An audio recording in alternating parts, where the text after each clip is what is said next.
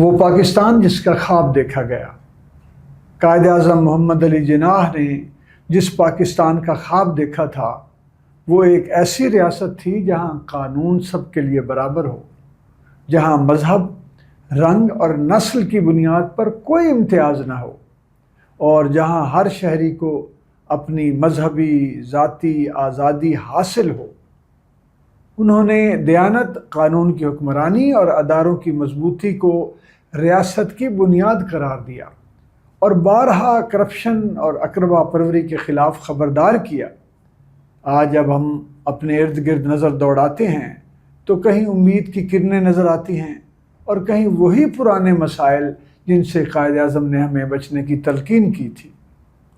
سیاسی عدم استحکام، ادارہ جاتی کمزوریاں اور معاشی چیلنجز اس بات کی یاد دہانی ہیں کہ ابھی منزل دور ہے، لیکن یہ بھی حقیقت ہے کہ نوجوان نسل، تعلیم یافتہ طبقہ اور باشعور عوام آج زیادہ متحرک اور باخبر ہیں۔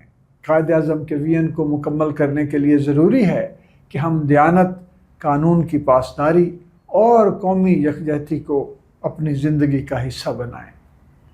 پاکستان زندہ باد۔